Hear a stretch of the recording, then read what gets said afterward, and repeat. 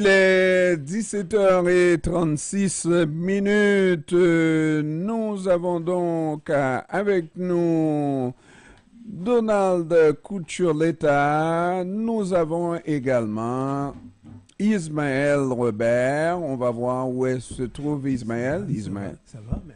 Bonjour, bonjour. Ça va. Bon, alors ils sont là. Sauf que Ça je me vois fait pas, plaisir. Je ne vois pas, moi. Tu ne me vois pas, mais Dieu seul me voit. Là, Donald ne connaît pas ça encore. Ah non, on va apprendre bien des choses à Donald. On va apprendre bien des choses à Donald. Bon, Non. de quoi qu'on va parler, là? Alors, moi, je regarde... Est-ce qu'on a vu la game des Alouettes qui ont gagné? Hein? Ouais. Hein? Mais moi, je connais pas ça. Ah, bon, OK. Je connais pas ça. OK. Et puis, les cuisses de poulet, là, pour un événement.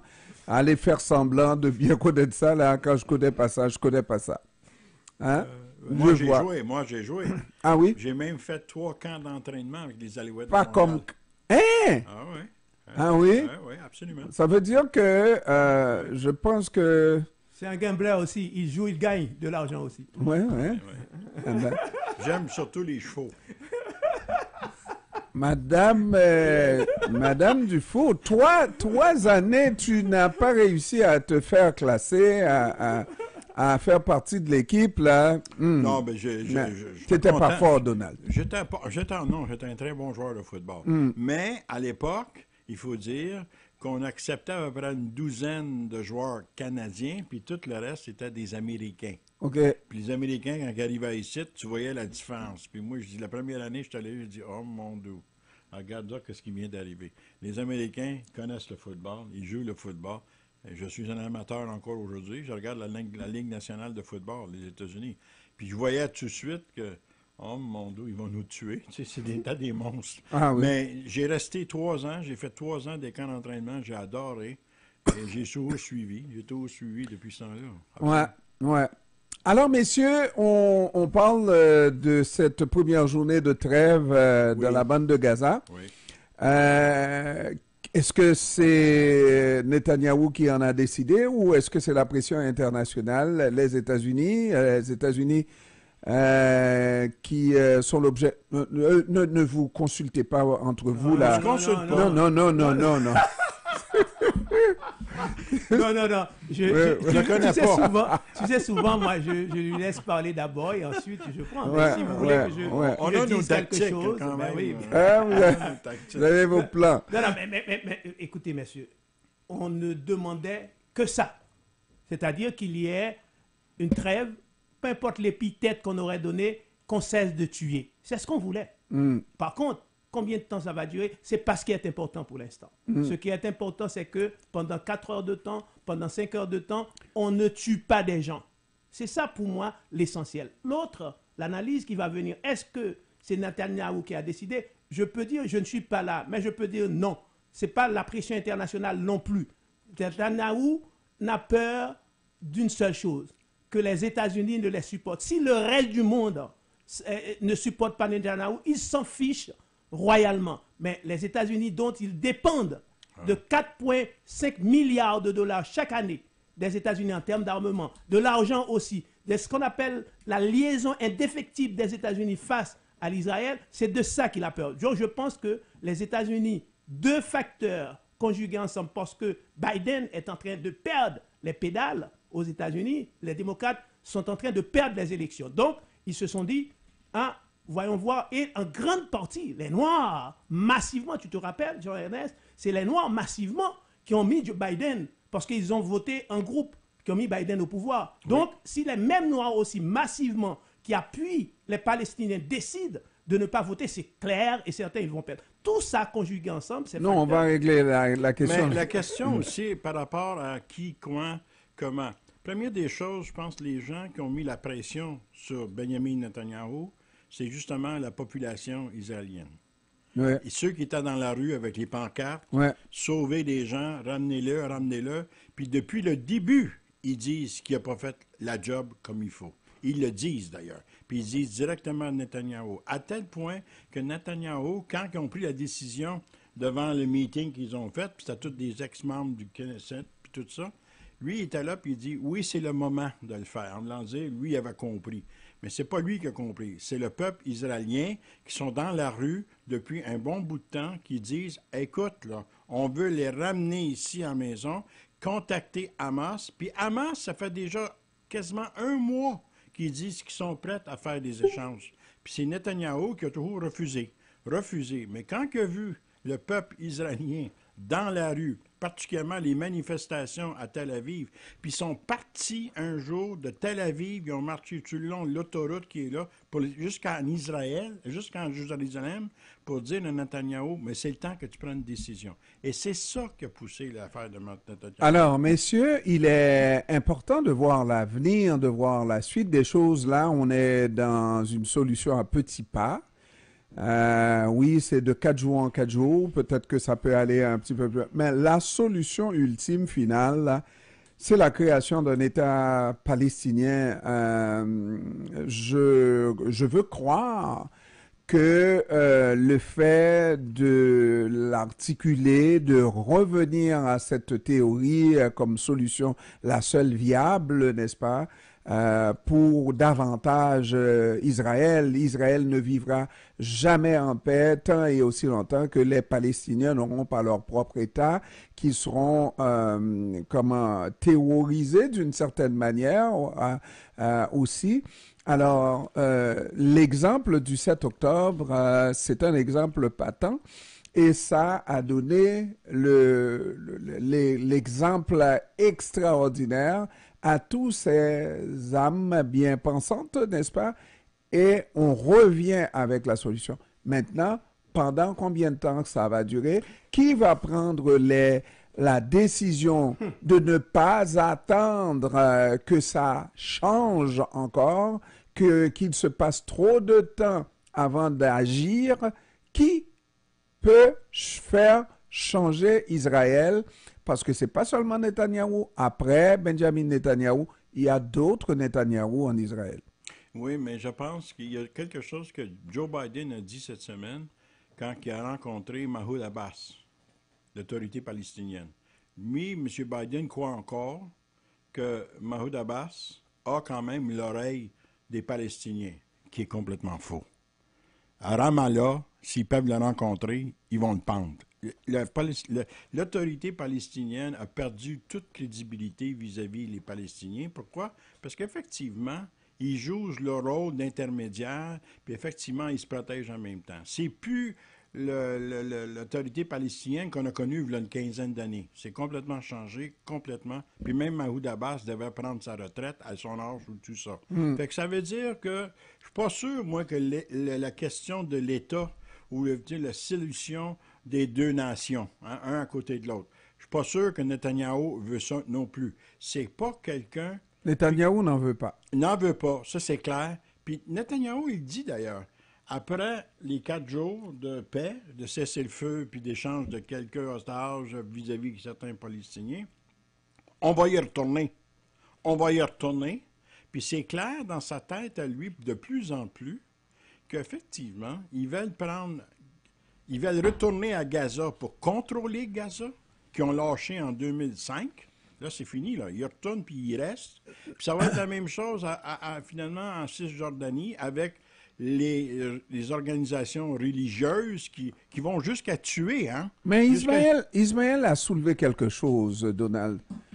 L'argent, c'est les nerfs de la guerre, et puis Israël est une grande puissance, mais grâce aux Américains, beaucoup. Grâce aux Américains. Alors, si on veut effectivement changer les choses aux États-Unis, on a vu, c'est sous la présidence de Donald Trump qu'on a ramené l'ambassade des États-Unis de Tel Aviv à Jérusalem. Tout à fait. Donc, ça c'est un geste qui rappelle que la solution à deux États était mise totalement sur la glace. Alors, maintenant que... Tu as dit quelque chose d'important, je veux juste le dire comme ça. L'ami personnel de Benjamin Netanyahou, c'est Donald Trump. Il adore les républicains. Quand il a travaillé à Washington, il adorait les républicains. Et c'est là qu'il avait fait le premier contact, avant que l'autre devienne président des États-Unis. C'est là qu'il a fait son premier contact. Donc, il est prêt à écouter Biden, mais pas jusqu'au bout. C'est lui qui mène. C'est lui qui mène. Puis là-dessus, il est proche de Donald Trump. Moi, je pense que tu as touché pour moi la plaie du doigt en revenant sur l'argent. Pourquoi? Est-ce que vous vous rappelez, messieurs, il y avait une sorte de boycott qui se mettait en Europe. Ça commençait à faire tellement du bruit. Contre les produits israéliens. Exactement, ça commençait BDS. tellement à faire du bruit. Les Israéliens ne savaient pas où mettre la tête à un certain moment. Imaginez que, à un certain moment, ça c'est encore les intérêts, l'argent qui ne rentre pas. Plus, si les États-Unis étaient sérieux, on commençait à freiner l'argent qu'on donne, hein?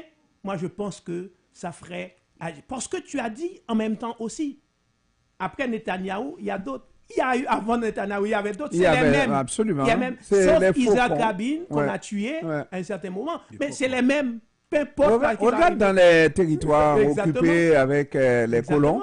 Alors, donc, c'est des gens qui tuent et qui ne veulent rien savoir. Une autre petite chose, Ernest, si tu me permets d'ajouter, parce que Donald a parlé de ces gens qui étaient dans la rue en Israël. Mais il faut se rappeler, les gens étaient dans la rue en Israël pour la plupart. Ce n'était pas parce que les Israéliens tuaient les Palestiniens. C'était simplement ils voulaient faire revenir leurs enfants qui étaient gardés en otage. Donc, ils sont majoritairement pour qu'on tue en Israël. Je n'ai pas dit qu'il n'y a pas des gens qui sont pour, c'est-à-dire qui veulent un État, mais ils sont pour. Donc, la question aujourd'hui, moi, je suis pour, en fait, qu'il y ait deux États. Je ne suis pas sûr non plus que mon point de vue, c'est le... Parce que les 800 000 colons qui se trouvent en Cisjordanie, comment est-ce qu'on va les déplacer? Non, mais il faut s'entendre, parce qu'une autre solution, ça serait vraiment un seul État avec plusieurs ethnies et tout ça. Ça pourrait être, mais ils se détestent pour mourir, n'est-ce pas? Ouais. Et ça, c'est vraiment, il faut qu'il y ait une frontière entre les deux. Ouais. Quant à moi, et si la solution est articulée, et si l'argent c'est les nerfs de la guerre, si on est sérieux aux États-Unis, si Donald Trump ne revient pas au pouvoir, parce que ça c'est une conséquence, Donald coûte l'État, mais c'est possible, à moins qu'il soit mis en prison, n'est-ce pas, et même là encore. Bon, donc avec beaucoup de si, on peut arrêter la guerre tout de suite, n'est-ce pas? Puis on peut la guerre en même temps, c'est pas l'affaire. Mais la guerre n'est pas arrêtée là. Non, pas du tout. C'est tellement pas arrêté, mais on a donné la permission à Israël de tuer. Tout à fait. On lui a donné, on l'a encouragé, même la phrase que je me rappellerai toujours, Israël ne pouvait pas faire autrement. C'est cette phrase qui revenait. Non, mais l'autre chose aussi, la comparaison n'est pas toujours raison. Lorsqu'on regarde ce qui se passe en Ukraine, la guerre en Ukraine, ça n'a pas pris longtemps avant de parler de crimes de guerre contre Poutine, n'est-ce pas? Oui. Et pour les enfants qui ont été enlevés, etc. Bon, bref, je comprends, mais d'un autre côté, des enfants qui sont tués. Entre des enfants enlevés, acculturés, et des enfants qui sont tués, et des enfants qui sont emprisonnés, je pense qu'il y a une différence, n'est-ce pas? Je vais même ajouter, pour les Occidentaux en grande partie, les enfants palestiniens qui sont en prison, on ne parle pas d'enfants en prison, on dit c'est des jeunes qui avaient lancé des pierres, ils sont coupables. C'est même pas les Israéliens qui le disent, hein. C'est dans les pays occidentaux, en grande partie la France. Il y a une émission que je suis tous les soirs, honnêtement je me suis dit, pourquoi je dois regarder ça? C'est pour mieux détester. Ces gens-là en vérité. Mais c'est vrai. Imagine des enfants, des filles, des petits garçons. On les voit comment les soldats israéliens les traitent. Ils disent, ils osent dire non, c'est ça. Alors que les enfants israéliens, c'est vrai, ils ont raison de dire ça. Mais c'est deux poids, deux mesures. Oui. Mais c'est intéressant que tu as parlé de l'Ukraine parce que j'ai vu quelque chose aujourd'hui sur l'Internet que quelqu'un m'a envoyé de justement de la France. Et j'ai regardé ça. Puis je ne le savais pas, mais c'est intéressant. C'est un ancien militaire de l'armée suisse et tout ça, qui est bien connu par les Français. Puis c'est un gars qui a travaillé longtemps à faire disons, des approches à l'OTAN. Il a travaillé dans l'OTAN, toutes les stratégies. C'est peut-être beau. Oui, c'est exactement ça. C'est beau. Ben Puis oui. lui, il a dit ouvertement que présentement, au moment qu'on se parle, puis c'est aujourd'hui que j'ai écouté ça, il disait que la population ne suit plus Zelensky. Et Zelensky, c'est pas ça que son discours, c'est simplement de nous envoyer plus d'armement, envoyer les Américains, envoyer ça. Puis effectivement, quand tu regardes de l'autre côté de la médaille, effectivement, le fameux avancement au printemps, puis là, à l'automne, ça a été complètement des catastrophes totales pour l'armée. Et l'armée ukrainienne, présentement, est en déclin. Donc, fait que moi, j'ai dit à ce moment-là, il faudra que quelqu'un se présente pour dire, on fait une paix, là? Parce que c'est clair, si ça continue comme ça, le peuple ukrainien va souffrir comme ils n'ont jamais souffert. Moi, les dépêches qu'on voit dans les... Parce que, c'est des fois, hein, on nous critique en Occident pour la presse occidentale, etc. Mais on a eu une bonne couverture. Mais messieurs, parenthèse, hein, une bonne couverture dans cette guerre au Moyen-Orient. La propagande n'a pas joué comme dans les autres cas. Non. Pas à cause de quoi, là, messieurs? Les médias sociaux. Ah, voilà. monsieur. Et Oui, voilà, monsieur. deux morceaux de Oui, robot. monsieur. Les Parce médias que sociaux qu'on aime détester. Qu'on aime détester. qui bien ont fait entendu. une concurrence Oh my, vraiment, my. Oh my, my. vraiment Et extraordinaire. ils ont gagné. Alors, c'est un petit peu pour ça que je voudrais vous dire aussi, il ne faut pas faire deux poids et deux mesures. Les médias sociaux sont aussi en Ukraine et on nous parle beaucoup, Donald, de soldats russes qui sont envoyés comme chair à canon pour essayer d'envelopper et de reprendre la région. Ça, c'est Beaucoup. Non, moi, je pense que ça, c'est encore la fausse propagande. Bon, voilà. Écoute, l'armée ukrainienne Ouais. là, est en déroute totale. Là. Bon, alors, C'est pas moi messieurs, qui le dis, c'est les militaires moi, qui suivent la situation. je ne sais pas, Donald, nous avons des reportages, c'est vrai qu'on couvre de moins en moins la guerre en Ukraine, mais nous avons des reportages pour nous dire que cette guerre, Vladimir Poutine n'est pas en train de la gagner là. Si Vladimir Poutine non, était on peut pas véritablement en train de la gagner Mais il là, n'a jamais voulu la vous en- gagner. vous- Il n'a jamais voulu la gagner. Voyons. La seule affaire qu'il veut maintenir, c'est Donbass et tout le réseau russophile. C'est exactement Ouais, ça. en tout cas. C'est exactement ça. Une dernière petite chose que Oui. j'aimerais ajouter, c'est Oui. que tu sais que dans ces genres de guerre, il y a ce qu'on appelle une théorie qu'on applique souvent, ce qu'on appelle la théorie de la contradiction, à savoir trouver la contradiction fondamentale. Dans les pays qui sont en guerre, les ennemis et les amis, ils sont tous ensemble contre l'étranger. Absolument. Mais actuellement, en Ukraine, il y a un petit problème. Il y a une débandade, par exemple, il y a un général qui s'est prononcé contre Zelensky et il voulait aller en des élections. Et- Zelensky dit et non, tu- il n'y aura pas d'élection. Tu Ouais. vois, il y a un petit problème. Il y a un qui fait petit que- problème. Non. Bon, alors messieurs, à votre émission cet après-midi qu'on va suivre. Alors, nous aurons, vous connaissez, et tu connais JE, moi je ne suis pas capable de dire vous avec JE. Non, on ne se dit pas vous. Même quand j'interviewe Donald sérieusement, là, on ne se dit pas vous. Rachad Antonius, Rachad Oui, Antonius. il est là avec nous ce soir. Oui, tout à fait. Parce que tu sais- Antonius, qu'il s'appelle. ouais, Je ouais. l'ai eu cette semaine. Bon, je ne savais pas, Rachad. Rachad. Il est là avec nous ce soir pour 1 heure de temps, 18h, 19h. Et tu sais que ces gens-là, on ne fait plus appel dans les médias mainstream de ces gens-là parce qu'ils disent certaines choses que Ouais. ces gens-là n'aiment pas entendre, n'aiment pas écouter.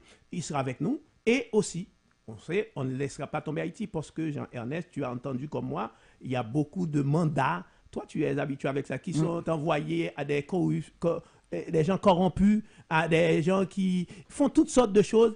On se dit, est-ce que dans un pays comme ça, la justice qui est gangrénée, est-ce qu'il peut y avoir une vraie justice? Alors, on va décortiquer plein de choses.